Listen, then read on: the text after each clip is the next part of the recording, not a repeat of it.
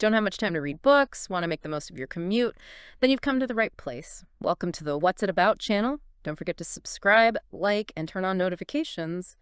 Let's get started. It's fantastic to be back with you, and today we are tackling a topic that might just shatter some illusions. I think shatter is the right word. We are looking at a book that serves as a mirror to a specific time and place, but the reflection it casts is, well, it feels startlingly universal. Oh, absolutely. We are diving into a book with a title that feels like, it's like a slap in the face to romantics everywhere. It really is. Imagine walking into a bookstore.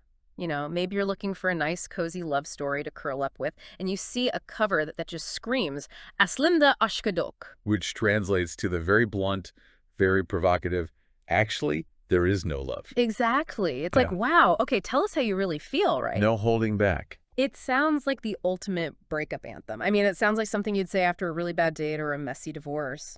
But as I started digging into the stack of notes we have here, the articles, the biographical data, I realized this isn't just someone venting. This is not a diary entry. Far from it. This book, and the woman who wrote it, Duygu Asena, represent a sociological earthquake in Turkey. An earthquake, that's a strong word. It was. We're talking about the late 1980s here. And to understand the shock value of that title, you have to understand that she wasn't just writing fiction. She was dismantling the very definition of love. Just dismantling it. The whole concept. As a constructed illusion. An illusion that, she argued, was designed specifically to control women. Okay, that is a heavy claim. Designed to control women. That moves us from, the romance novel section straight into political philosophy. Right into it. But Duygu Asena wasn't just some fringe writer shouting from the sidelines, was she? She wasn't an outsider. No, not at all. That's what made her so powerful. She was a thought architect. I think that's the best way to describe her. She really shifted the paradigm of women's identity in Turkey. She was a best-selling novelist, yes, but she was also the editor of Kadınka magazine. Kadınka, okay. And through that magazine, she brought feminism out of these, stuffy academic circles where it can often get stuck in theory and put it right into mainstream living rooms. She made it a conversation for everyone. So our mission for this deep dive is pretty clear then. We want to understand why a book published in 1989, a book about the non-existence of love, is considered such a break point in Turkish literature. Exactly. We're going to explore the transition from her first massive hit, The Woman Has No Name, which we'll get into, to this one, where the woman realizes that love is a myth. And we're going to unpack how political and social systems, even the ones that claim to be revolutionary, can still be deeply, deeply patriarchal. Okay, so let's get into the time machine. Set the scene for us. It's the 1980s in Turkey. What is the vibe? Because I think for a lot of our listeners, the 80s brings to mind, neon colors and synth pop. Right. But in Turkey, the context was quite different. Very different. The 1980s in Turkey is a period of intense modernization, but also intense contradiction. It's a pressure cooker. A pressure cooker, I like that. You have a society that is deeply, deeply rooted in tradition, especially when it comes to the family structure. But suddenly, individual identities are starting to overtake these big collective narratives. The economy is opening up, cities are growing like crazy, and, well, taboos are being questioned. Yeah. Loudly. So it's a collision course. You have the old guard and the new wave just crashing into each other. Exactly that. You have this new wave of feminist awareness colliding head-on with these really established patriarchal structures. And right in the center of this storm is Duygu Asena. And her background is fascinating because, like you said, she wasn't an outsider looking in. She was very much an insider. A complete insider, which gave her critique so much more weight. Right. I'm looking at her biography here. She came from a prominent Republican family. Her grandfather was Ali Şevket Undersov. Oh, very significant figure. He was an associate of Ataturk, a member of the initial delegation to Samsun, which is, the symbolic start of the War of Independence, and a member of parliament. So she grows up with this secular, modern, Republican heritage. She's part of the elite. Absolutely. And I think here's the paradox that defines her work. Her home life didn't exactly match that modern exterior, did it? It feels like there was a huge split between the public image and the private reality. That paradox is crucial. It's everything. Her father, Muhtar Asena, was a wealthy sesame merchant. He represents the authority in her work. The authority? Despite the modern trappings, the nice clothes, the social standing, he tried to control everything about his daughter's lives. Everything. From their clothing to their education, he instilled fear. It's the classic Western on the outside, feudal on the inside dynamic. Precisely. It's a facade of modernity. And then you have her mother. In Asena's eyes, her mother represented learned helplessness. Learned helplessness. She had no economic freedom and was totally submissive. She became the anti-role model for Duygu. Duygu looked at her mother and thought, I cannot become this. I cannot disappear like she did. I want to pause on that term, learned helplessness. It's a psychological concept, right? How did that actually manifest in the household? What did she see? Well, it's the state where an individual feels that no matter what they do, they can't change their situation, so they just stop trying. I give up. They become passive. Right. They accept their lack of agency as a fact of nature, like gravity. Duygu watched her mother and saw someone who had completely surrendered. Her mother had no money of her own. If she wanted to buy a dress, she had to ask. If she wanted to go out with friends, she had to ask. Asked for permission. And for money. So Duygu realized very early on that money wasn't just currency.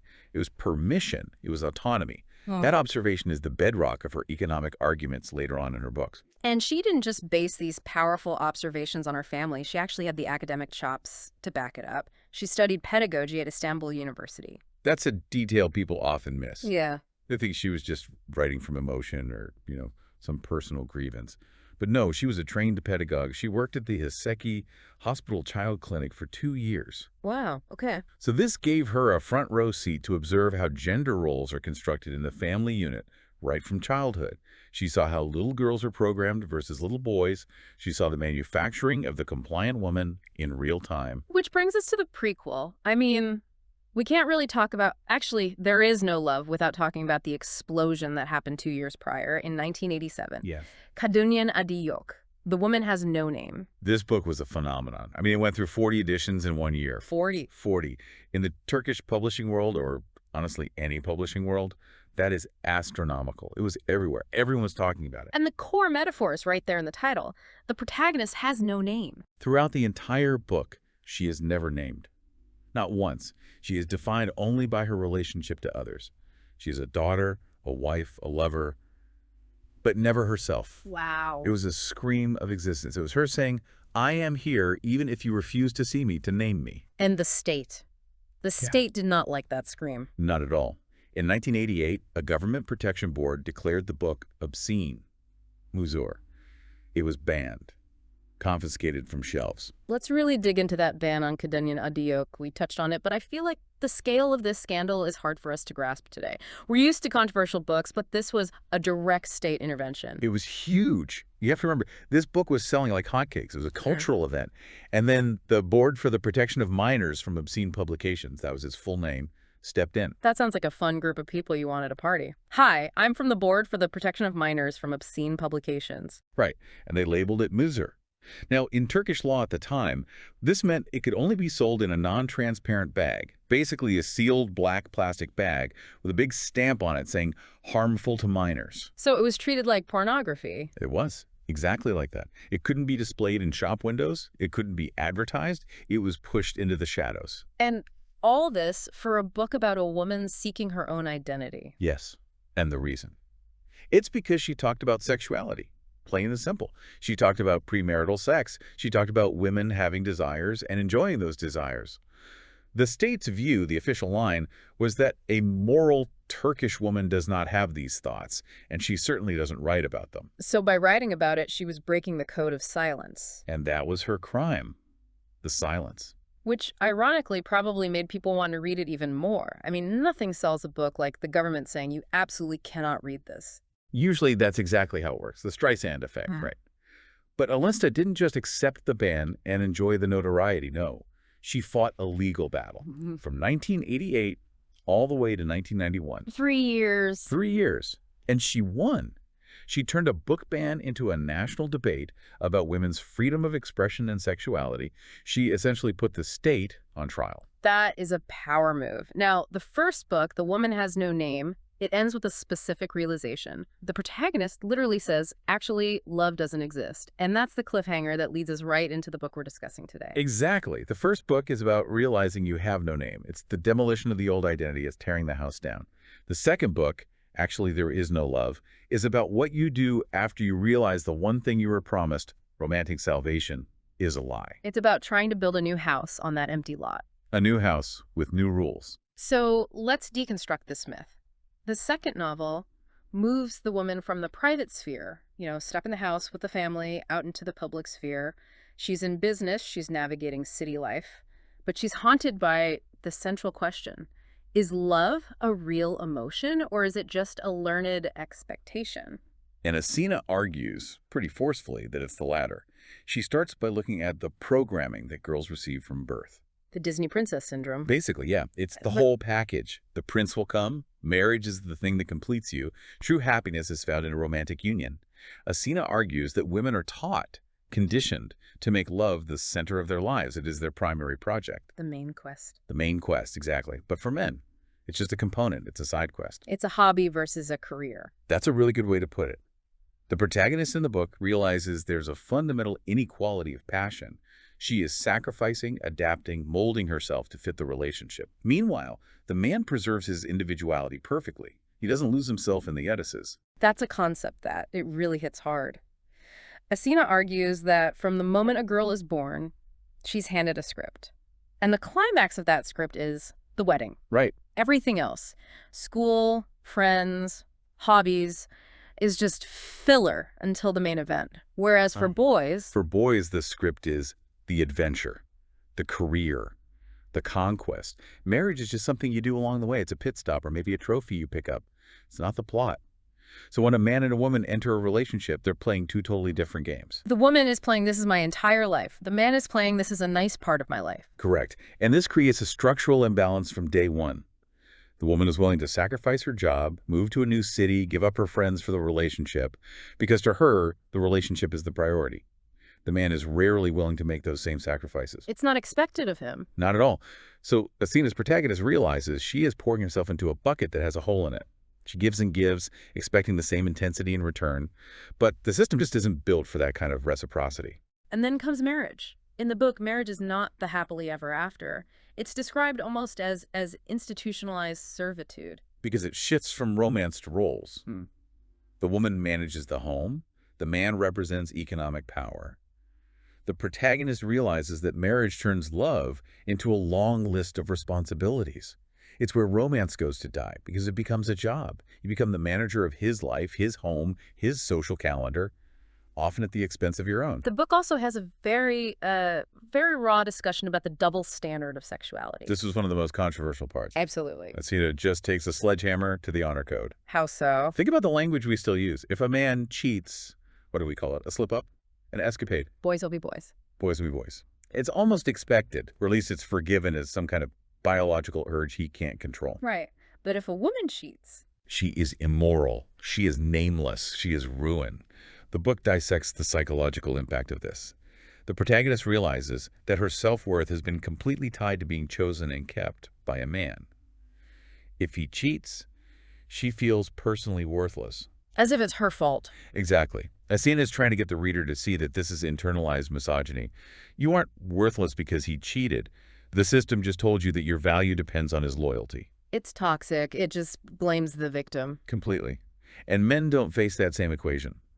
If a man is cheated on, his honor is damaged, sure, but he's often seen as the wronged party who needs to take revenge or just move on. If a woman is cheated on, she is seen as deficient. Something must be wrong with her. Wow. Asena writes about this internalized feeling of worthlessness. The protagonist has to unlearn all of that. She has to learn that her value is intrinsic, not extrinsic. Her value doesn't come from a man's attention or his faithfulness. Speaking of men, the book features what our notes call a gallery of disappointment. I love that phrasing. It's very accurate. The protagonist enters all these relationships, hoping for equality, hoping this time it will finally be different. But she keeps finding the same patriarchal patterns, just wearing different costumes. So let's talk about one of them, Mehmet. Mehmet. He represents the corporate world, the business type. He is stable, orderly, predictable. On paper, he's a catch. The guy you're supposed to want. The guy your parents want you to marry. But he represents the safe trap. It's a golden cage. It's ultimately unsatisfying because it requires the woman to fit neatly into his orderly life. He wants a wife who fits into his schedule, who looks good on his arm at company dinners. He doesn't want a partner. He wants an accessory. A well-managed accessory. A very well-managed one. But then there's Orhan, and I feel like Orhan is the character that really drives the knife in. I want to spend more time on him. Because Mehmet is a character we all kind of know, the boring, stable guy, we get him. But Orhan, the leftist revolutionary. This feels like a very specific, very sharp critique of the Turkish political scene in the 70s and 80s. It is deeply specific, and it was incredibly brave to write at the time.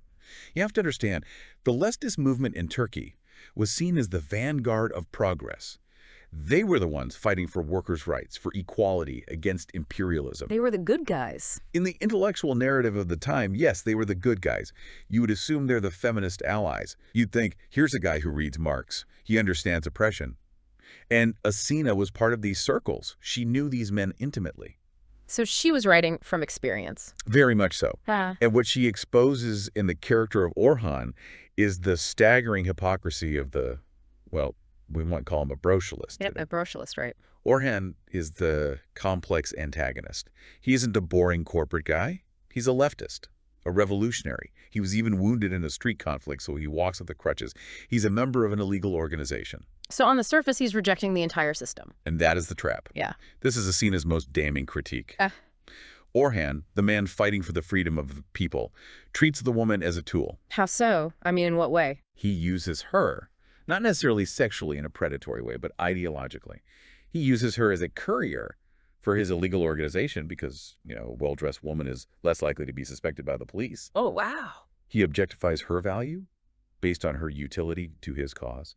He assumes she should serve the cause by serving him. It's a mirror of the traditional marriage, just with different terminology. Instead of serve your husband, it's serve the revolution. But either way, the woman is still in the serving role. That is just fascinating. So the outsider man, the revolutionary, is just as capable of oppressing a woman as the traditional father. Precisely. The takeaway is that ideology doesn't cure patriarchy. You can read all the revolutionary theory in the world, but if you haven't deconstructed your own view of gender, you're just a patriarch with a different flag.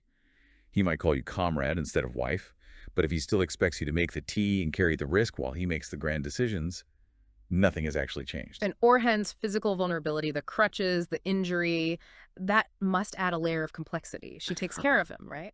Yes, exactly. The nurse dynamic. Women are conditioned to be healers, to be caretakers. When she sees a wounded hero, her programming kicks in. I can fix him. I can heal him. I can save him. But Orhan just consumes that care and gives nothing back. He takes her sacrifice as his due. It's a brutal depiction of how emotional labor is extracted from women, even in supposedly radical, progressive spaces. This all leads to a major theme in the book, the economics of freedom. We established earlier that her mother had no economic freedom whatsoever. And that's why her mother couldn't leave. Asena hammers this point home again and again. You cannot be emotionally free if you are not economically free. It's a very materialistic view, some might say, but it's grounded in a harsh reality.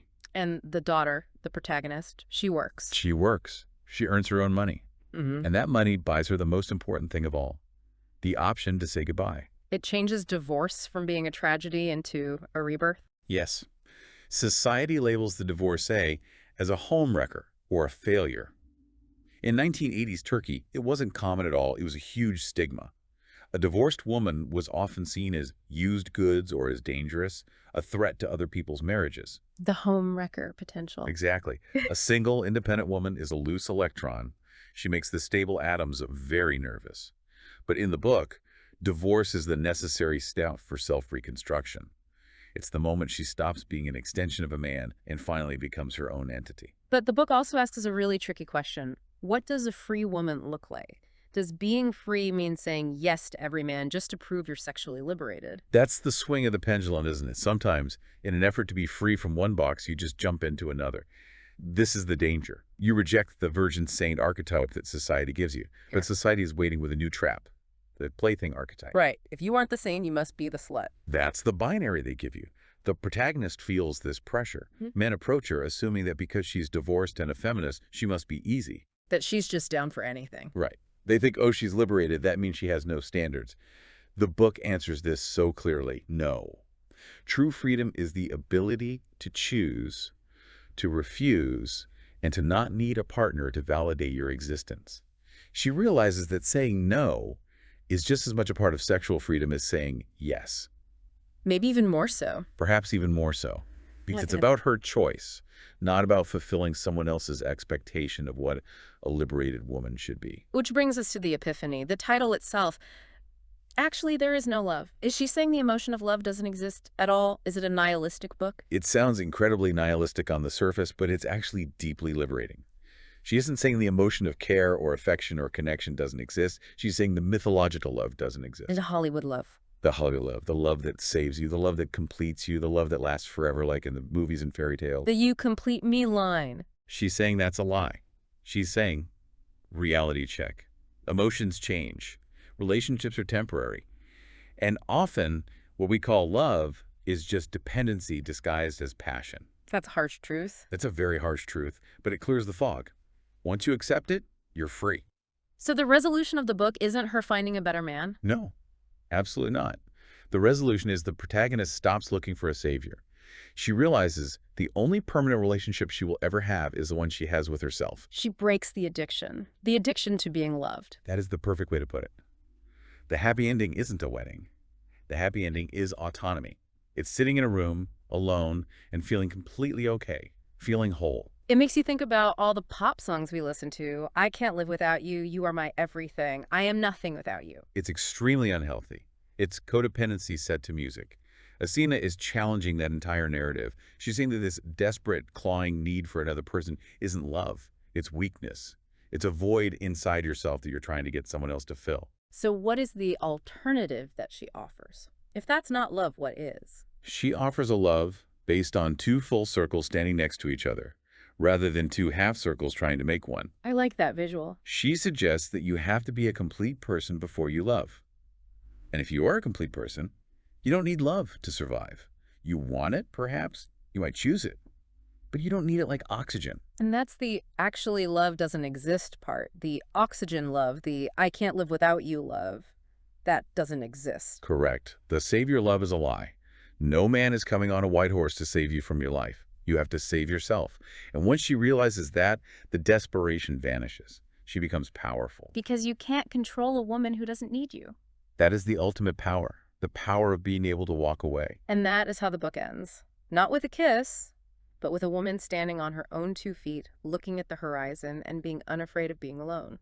A truly radical ending for the time. Let's zoom out a bit. We've talked a lot about the books, but we have to talk about Asena's activism. Because she wasn't just writing these stories in some ivory tower somewhere. She was on the ground making change. Oh, absolutely. She was running Kadinka magazine, and she used that platform to run campaigns that were genuinely revolutionary for Turkey. One of the most famous slogans was, "Beating didn't come from heaven." Wow. That phrasing is so specific. Didn't come from heaven. What does it mean? In Turkish culture, there can be a deep sense of fatalism. It's written in my fate. It's God's will. People would often excuse terrible things as just part of destiny, something you have to endure. By saying beating didn't come from heaven, she is saying, God didn't do this to you, your husband did. This is a human choice, a crime, not a divine punishment you have to accept. She secularized the violence. She made it a human problem, not a cosmic one. Yes, and that allowed it to be solved. You can't sue heaven, but you can sue your husband. Asena moved domestic violence from the private sphere, a family matter, into the public sphere. She labeled it a crime. Before this campaign, police would often tell women who reported abuse, go home and make peace with your husband. Unbelievable. Asena's campaign said, no, this is assault. This is a crime. Arrest him. She also tackled abortion and women's health, right? Subjects that were total taboos. She was teaching women about their own biology. You have to remember, this is before the internet. Information wasn't accessible like it is today. For many women, Kadinka was their first sex education class. It was an educational tool. It was Google before Google existed for Turkish women. I've read that critics, especially from the literary world, sometimes bashed her writing style. They called it unliterary or too journalistic. They did. They said it was too simple because the Turkish literary establishment at the time was very male and frankly very elitist. They valued complex, flowery, Ottoman-influenced prose or high concept, avant-garde writing that was hard to understand. Asena wrote like people spoke. She used short declarative sentences. He came. He sat. I felt cold. Almost Hemingway-esque. In a way, yes, in its directness. But Asena defended her style passionately. She used short, sharp sentences because she wanted to reach everyone. She wasn't writing for the literary critics in their armchairs. She wanted the housewife in a small town in Anatolia and the university student in Istanbul to understand her equally. It was accessibility as a weapon. She democratized reading for women. And it clearly worked. Her work laid the groundwork for actual legal reforms. This wasn't just talk. It absolutely did. The social pressure created by her work and the wider feminist movement contributed directly to major changes in the Turkish civil code and the penal code. For example, changing the definition of sexual crimes from crimes against society to crimes against the individual. That sounds like a small change in wording, but that is a huge distinction. It's massive. If it's a crime against society, the victim is public morality, the honor of the community. If it's a crime against the individual, the victim is the woman herself. It acknowledges her agency, her body, her personhood. It means the law finally sees her as a person, not as a vessel of a family's honor. And her influence went beyond Turkey's borders. It did.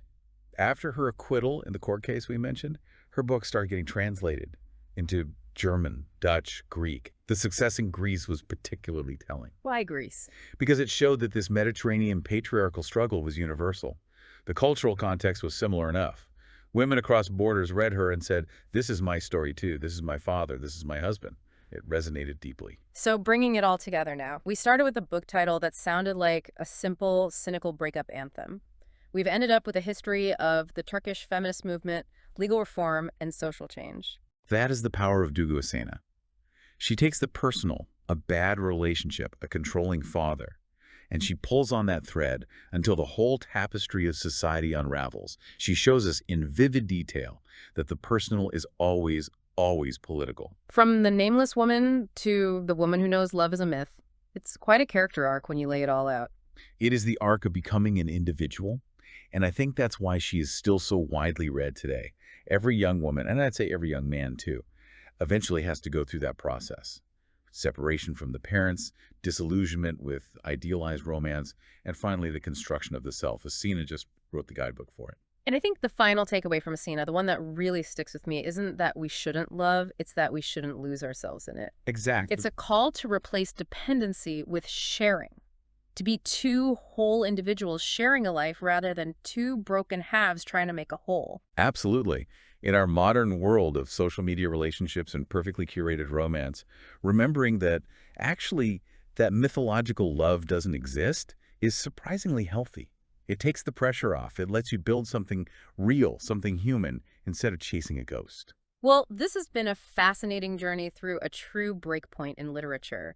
I feel like I understand the 80s and Turkey and so much more, so much better now. It's a pivotal decade for sure, and Asena is the perfect lens through which we can see it clearly. That's all from us for now. If there are books you wish you could listen to a summary of, don't forget to write them in the comments. Maybe our next content will be the book you suggested. Stay healthy and happy.